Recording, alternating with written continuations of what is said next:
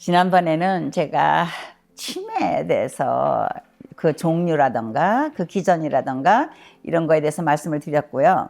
이제는 이제 치료를 들어가겠습니다. 물론 이제 예방하고 그 안 생기도록 하는 것이 참 중요하지만 이미 생긴 분들은 그 치료를 해야 되지 않습니까? 치료하는 것 중에서 제일 역사가 오래된 것이 오늘 제가 말씀드리려는 도네페질이라는 약인데요. 브랜드 네임으로 미국에서는 아리셉트라는 이름으로 많이 쓰였습니다. 제 환자들 중에서 이제 우울하고 뭐 이제 이런 분들을 저는 이제 와서 치료를 하다 보면은 신경내과로 보내드리는 분이 있었는데 거기 갔다가 어떤 분들이 이제 파킨슨 병이라고 진단받기도 하고 어떤 분들은 이 디멘치아 치료를 받아가지고 옵니다. 그럼 이분들이 거기서 받은 약을 아리셉트 같은 거를 거기 가서 신경내과 의사를 자주 보질 못하니까 이제 저한테 그때마다 이제 처방을 해달라고 해서 제가 여러 번 해드린 그런 케이스들이 있습니다. 제가 물론 이제 어린아이들을 주로 보고 청소년 보지만 본래는 그거 하기 전에 어른들을 갖다 치료하는 제너럴 일반 정신과 의사니까 당연히 어른들도 보지요. 그래서 저한테도 굉장히 익숙한 약이기 때문에 오늘은 이제 도네페질, 아리셉트에 대해서 우선 여러분들과 같이 이야기를 해보겠습니다. 여러분 안녕하십니까? 정신과 의사 수전정입니다. 도네페질이 그 기전이요.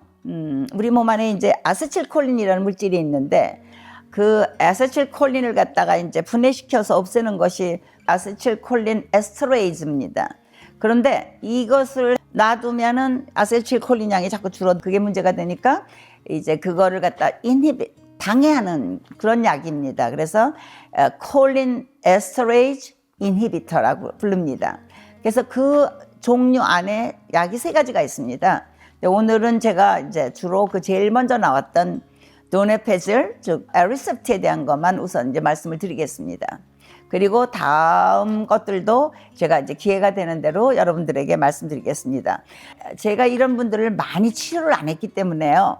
어떤 점에서는 이제 아이들이나 그 청소년들처럼 제가 이렇게 직접 치료를 한 사람들은 조금 더 이렇게 자신감 있게 얘기를 하는데 이 치매 환자는 물론 제 환자의 뭐 할머니들도 있고 제가 그렇게 어덜트 환자들 보면서 이제 본 분들도 있지만 아주 만장일이 와 닿지는 잘 않습니다. 그랬으나 제가 공부는 할 수가 있으니까 여러분에게 공부한 실력으로 말씀을 드리겠습니다. 도네페질이라는 것은 이제 뭐냐면은 케미컬 네임입니다. 그것을 어느 회사에 만드냐에 따라서 자기네들의 상품명이 붙습니다. 이게 지금 아리셉트라는 게 제일 먼저 제가 많이 대한 것이고 그 다음에 또 다른 회사에서 만든 거는 메맥이라는 게 있고요. 그 다음에 애들레리티라는 것도 있는데 애들레리티는 제 생각에는 이 피부에 부착하는 겁니다. 그래가지고 마시지 못하거나 입으로 못 드시는 분한테는 일주일분의 그 패치를 갖다가 주로 이제 뒤에다 붙이죠. 등이나 손, 그러니까 환자가 손이 안 닿는 대로 아니면 엉덩이나 넓적다리 뒤 같은 데다 붙이는 게 아들레리티고요. 그 약 중에서 어떤 게 있냐면요. 콜린 에스터레이즈 이니비터가 아니고 다른 그 기전에 의해서 나오는 약이 메멘타인이라는 약이 있는데 그 메멘타인하고 같이 이렇게 조합해서 만든 약이 램제릭이라는 이름이 있습니다. 램제릭은 그러니까 2가지가 조합된 약이고요. 이제 이 약이 그 어떤 기전을 하느냐면은 아세틸콜린이 이게 효소에 의해서 자꾸 분해되는 거를 막아주고 그 다음에 아밀로이드 단백질 이게 몸에 좋지 않은 단백질이잖아요. 그 단백질이 이렇게 모이는 것을 갖다 방해한대요. 그래서 이 약을 쓰기 시작하면 되게 이제 5ml가 있고 10ml짜리가 있는데 되게 이제 밤에 5ml부터 시작을 하죠. 그리고 이 효과를 알으려면 적어도 6주를 기다리랍니다. 그러니까 이게 뭐가 금방 나타나는 게 아니니까 이제 천천히 나타나는 거니까 이제 참을성을 가지고 봐야 되겠죠. 그리고 의사가 처방은 하지만 환자가 그 약을 드시긴 하지만 이 환자의 상태가 어떤가는 환자한테 물어봐가는 잘 모르는 거죠. 이 환자를 돌보는 분한테 되게 물어보셔야 됩니다. 그래서 6주를 기다려서 어떤 변화가 있는지, 그다음에 병의 진전이 어느 정도 스탑이 됐는지 아니면 계속하는 건지 이게 되게 이렇게 거꾸로 가지기는 못한다고 합니다. 그러니까 더 좋아지는 건 별로 없나 봐요. 대개는 나빠지는 걸 갖다 막는 거가 이제 주로 하는 거죠. 그래서 나빠지는 속도가 또 얼마나 그대로냐 아니면은 조금 더 천천히 되느냐, 이게 중요한 거 아닙니까? 이 나빠지는 속도가 느려지면은 우선은 케어테이킹 하는 사람이 좀 쉬울 거고요. 계속 나빠지면은 이 브레인이 우리 모든 정신 활동이라든가 몸의 액티비티라든가 이런 걸 전부 다 좌우하는 게 우리 브레인이니까요. 이게 천천히 나빠져야 뭐 양로원에 나중에 가시는 것도 좀 많이 시간을 늦출 수가 있고요.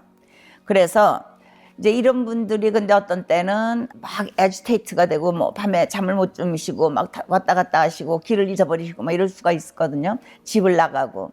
그러니까 이럴 때는 엔타이사이카릭, 그 항정신제를 좀 조금만 써도 도움이 되고, 많이 썼다는 문제가 되지만, 근데 그 중에서 제일 좋은 약이 저도 좋아하는 약이 리스페리던이 주로 좋다고 합니다. 그래서 이제 그 리스페리던은 조금 어린애들 주는 것 같이 뭐 0.5나 이렇게 많이 주면 또 안 되니까요. 왜냐면 넘어지시면 다치니까요. 이분들이 많이 우울하시죠. 처음에 병이 생길 때도 우울한 것부터 나타나고, 제 환자들도 제가 우울한 환자들이 나중에 이게 디멘치아가 되는 걸 제 눈으로 보거든요. 그게 카이자에 있으면서. 그때 저기서 35년을 저는 한 군데에서 일을 했기 때문에 이게 환자들이 변해가는 과정들을 다 볼 수가 있었습니다. 그래서 이 아리셉트도 제가 이제 환자가 가서 진단을 받고 오면 제가 직접 처방을 해드리고 이제 그랬었는데요. 비헤이비어 프로블럼이 있으면은 또 항정신제 쓸 수도 있고, 또는 그 왜 저 데파콧 같이 뇌전증 치료제, 이런 카바마 제품이라든가 옥스카바 제품, 무슨 데파콧 뭐 이런 것들도 그 행동 문제가 있을 때는 많이 캄다운을 시킨다고 합니다. 그래서 이런 약들과 함께 그 심하면 항우울제도 좀 쓰고요. 이러면서 이제 약물 치료를 같이 해가는 거죠. 그런데 이 콜린 에스터레이즈 이니비터가 이제 뭐 어떤 약이나 다 부작용은 있지 않습니까?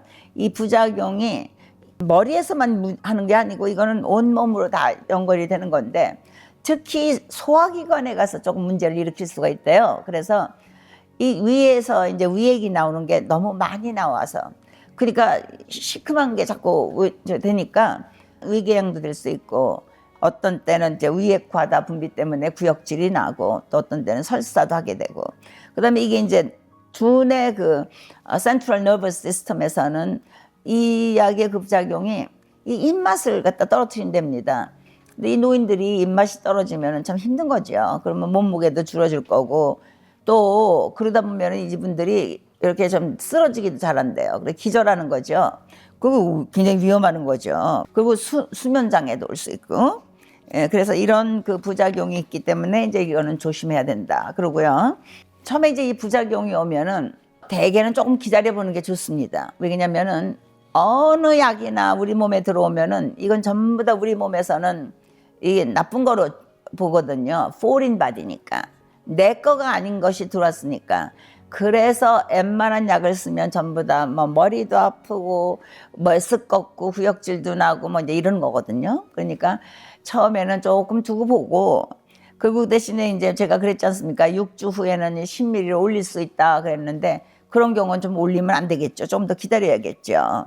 그리고 또 어떤 때는 그거를 5ml 좀 줄여도 주고요. 그래서 이렇게 조금 천천히 타이트레이션, 이게 적정하게 올렸다 내렸다 하는 걸 이게 타이트레이션이라고 그러죠. 그리고 잠을 이제 못 주무시면 이분들이 수면 방해가 많거든요. 그러면은 트레조돈이라는 이게 항우울제인데, 제가 일하던 그 카이저 병원에서는 내과 의사들이 전부 다 환자들이 잠을 못 자면 이 약을 씁니다. 그리고 저도 이 약을 쓰는데요. 이게 뭐 50ml, 100ml, 150ml 여러 가지가 있고, 이건 항우울제이기 때문에 절대로 습관성이 안 생깁니다. 그리고 거의 부작용도 거의 없습니다. 그래서 이 트레조돈을 좀 드리든지, 아니면 뭐 사람들이 많이 쓰는 무슨 불안 뭐 장애를 갖다 줄여주는 뭐 에티반이라든가 뭐 클로노핀이라든가 뭐 졸피뎀 같은 거, 앰비엔. 근데 오래 쓰면 이제 습관성이 되니까 곤란하니까 잠깐만 쓰는 대로 하는 거죠. 그래가지고 5ml를 쓰는 방법은 밤에 주무시기 전에 이걸 잡수시는 게 있고요. 그 다음에 이제 패치로 몸 안에 붙이는 거는 하루에 10ml가 되도록 일주일분을 갖다 이제 붙이는데, 대개는 이게 등 뒤에, 근데 이제 여기 스파인 있는 데는 말고요, 그 옆으로 해서 붙이거나 아니면은 이제 엉덩이 뒤라던가 넓적다리 뒤에 같은 데 붙이고, 그게 이제 일주일 가는 거고, 이게 이제 약 효과가 나타나는 거죠. 그러니까 아까 제가 말씀드린 것처럼 이 소화 그 기관에 많이 문제를 일으킨다 그래서, 그러면 이제 잡수시는 게 아니니까 조금 이게 덜 할지도 모르겠죠.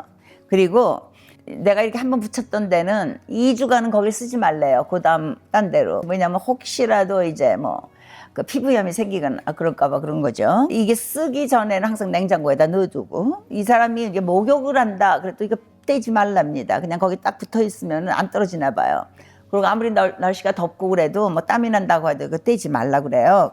그리고 만약에 얘가 되게 떨어졌대 그러면은 그때부터 딴 걸 붙이고 일주일 그때부터 시작하면 되는 거죠. 그러니까 그건 걱정하시지 말고 그때마다 이제 일주일 가면 되는 거니까요. 이렇게 해서 노네페질을 약을 먹든지 이제 피부에다 붙이든지 했을 때 효과는 제가 아까 말씀드린 것처럼 한 6주가 있어야지만 어느 정도 나타나고, 어떤 환자들은요 한 6개월 쓰고 나면은 별로 효과가 없는 수가 있답니다. 그러면 이제 다른 약을 쓰는 게 좋겠죠. 아까 제가 말씀드린 것처럼 다른 약들이 몇 가지가 있으니까. 그러니까 똑같은 종류의 약을 2가지 쓸 필요는 없습니다. 그러면 부작용만 많아지겠죠. 그리고 어떤 환자들은 수년을 써도 괜찮대요. 그러니까 이게 개인마다 그 약에 대해서 반응하는 게 다른 거죠. 처음에 쓸 때 이렇게 천천히 썼지 않습니까? 5ml를 한 6주 쓰고 그 다음에 이제 10ml를 쓰고 이런 식으로 했으니까 끊을 때도 이렇게 천천히 끊으라는 거죠. 끊으면은요 이 환자들이 갑자기 메모리가 좀 떨어지거나 행동에 문제가 오거나 이런답니다. 그러면 이제 새 약을 다시 쓰시면 되겠죠. 그러나 첫 번 썼던 약이 이제 어느 정도는 클리어 될 때까지 기다리시고, 그래가지고 그 다음 약을 쓰는데요. 이 약이 재밌는 게 이런 약들이 많은데 우리 간에는요 어떤 물질을 갖다 이렇게 메타볼라이즈 한다고 그러죠. 대사시켜가지고 이게 이제 그 다음에는 대변으로 나가도록 해야 되는데, 그렇게 하려면 효소들이 많이 필요합니다. 그래서 약마다 어떨 때는 음식마다 그 효소들이 다 다른 게 써요. 그래서 이 약을 대사시키는 거는 CYP 206이라든가 또는 CYP 3A4 뭐 이런 효소들이 이제 작용을 하는데, 이 효소들을 같이 쓰는 다른 약을 쓴다든가 다른 음식을 먹으면은 그 효소가 그것까지 다 분해해야 되니까 이 약의 농도가 올라가겠죠. 금방 빨리빨리 대사해서 내보내질 않으니까.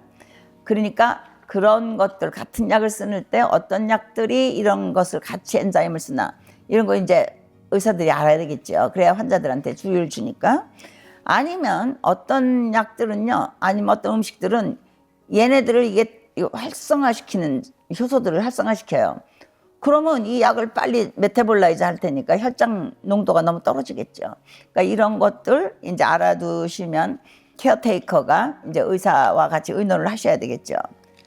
그리고 이 약을 쓰면은 이 천식이라던가 아니면 우리 그 기관지염이 오래 있다던가 이런 사람들한테는 이게 조금 심하게 나쁘게 할 수가 있답니다. 그래서 이것도 좀 알아두시면 좋을 것 같고요. 어떤 경우는 이 약을 쓰면은 이제 우리가 심박수가 보통 때 뭐 젊은 애들만 80도 가고 뭐 좀 나이가 되면 좀 늦게 뛰고 뭐 이러는데 운동선수들은 더 늦고, 이게 너무 늦어지게 되면은 이 심박수가 넘어진다면 피가 이렇게 바깥으로 몸으로 나가는 게 좀 천천히 느려진다는 거니까 브레인으로 가는 게 조금 떨어지면은 쓰러지겠죠. 그래서 이 심박수가 너무 낮아지면 이제 하트에도 문제가 올 수 있고, 그래서 그렇게 되면 빨리 이제 연락을 해놔야 되겠죠. 특히 이제 심장병이 있던 환자들 중에서 그래서 가끔 기절을 할 수 있고 이제 페인팅이라고도 그러고 싱콥이라고도 그러죠. 그렇게 되면은 이제 혹시 자기 이제 의식도 잃어버릴 수 있고 브레인으로 피가 안 갔으니까 그럴 때 이제 빨리 조심하셔야 되고, 그리고 이제 뭐 이 간에 문제가 있는 사람들한테는 이게 별 큰 문제가 없고요. 그리고 이 도네페질만 자체 쓸 때는 키드니에도 큰 문제는 없는데, 아까 제가 말씀드린 것처럼 네멘타인이라는 약을 같이 썼을 때는 어떤 때는 그게 조금 문제가 될 수가 있나 봐요. 그래서 14mg 하고 하나는 10mg 이렇게 조합을 한 것을 가지고 계속 쓰면은 더 올리질 않고 큰 문제는 없답니다. 이제 마지막 닥터 딘 오니시가 말한 것처럼 뭘 알면 간단하게 말할 수 있어야 된다. 그래서 간단하게 말씀드리겠습니다. 오늘 도네페질에 대해서 우리가 공부를 하면서 여러분들한테 말씀드릴 수 있는 것은 첫째, 이 약은 알츠하이머 병의 기억을 올려준다. 기억력. 그다음에 알츠하이머 환자들의 행동 문제, 애지테이션 되고 소리 지르고 밤에 왔다 갔다 하시고 뭐 잠 안 주무시고 뭐 이런 문제가 많이 생기거든요. 집에서 그냥 뛰어나가시고 이런 행동 문제를 많이 조절해 준다. 그다음에 다른 치매 환자에서도 이게 기억력을 어느 정도 좋게 해줄 수가 있다. 왜냐면 어떤 때는 무슨 치매인지 잘 모르거든요. 그 다음에 알츠하이머 병이 처음에는 되게 우울 증세로 나타나는데, 그러니까 우울증으로만 계산하지 말고 그때는 우울증과 어떤 점에서는 디멘치아가 지금 오고 있는 퍼스트 스텝인지도 모른다. 그러니까 그거 생각하셔라. 그리고 두 번째, 이제 많은 여성들이 폐경기 때 뭘 자꾸 잊어버리고 인지작용이 executive function이 좀 떨어질 수가 있어서 내가 치매인가 하고 많은 여자분들이 걱정을 하시는데 그건 치매가 아니다. 그때는 호르몬의 문제로 그 여성 호르몬이 뚝 떨어졌으니까요. 그런 것 때문에 오는 일시적인 거다. 그러니까 그건 걱정하지 말다. 그리고 도네페질을 쓸 때 아까 말씀드렸던 메멘타인하고 같이 조합해서 쓰는 약도 좋다. 그러니까 이제 전체적으로 우리가 이제 이렇게 크게 보면은 알츠하이머 환자가 굉장히 많은데 그 중에 한 반만 와서 이제 진단을 받고 50%. 그 반 중에서 또 진단받은 사람들 중에서도 그냥 50%만 치료를 받고. 그리고 그 50%가 이제 지금 이 콜린 에스터레이즈 인히비터 도네페질 같은 약을 쓰는데 이분들이 대개 평균 한 200날만 쓰고서 그다음 안 쓰신답니다. 200 days. 1년도 안 되는 거죠. 약값이 비싸서 그런 건지 그건 잘 모르겠습니다. 그래서 200일밖에 안 쓰는 경우가 많은데 이 병은 7년 내지 10년 가는 병이다. 그런데 이렇게 조금 쓰면 어떡하냐. 지금 그 사람들이 하는 말이 그겁니다. 그 환자들이 힘들어하는 것만큼 케어테이크는 더 힘들다. 그러니까 이분들을 위해서 서포트 그룹도 만들고 이분들을 위해서 항우울제 치료도 하고 이분들을 도와드려라. 그리고 그래야 환자를 잘 돌본다. 그리고 지금 말씀드린 약이요. 알츠하이머만이 아니라 루이 바디 그 환자 디멘티아에도 쓰면은요. 환시라던가 뭐 이런 것들이 많이 좋아지고 특히 이제 순환장애로 오는 사람들 그런 사람들한테 쓰면은요.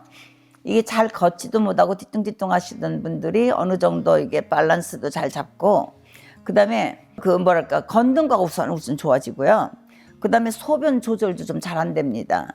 그러니까 이게 그때 쓰면 좋은 거고요. 재밌는 거는 다운 신드롬 있죠. 우리 유전인자 때문에 오는 그 어린애들 다운 신드롬 환자도 이거 도움이 되고 왜냐면 브레인을 도와주는 거니까.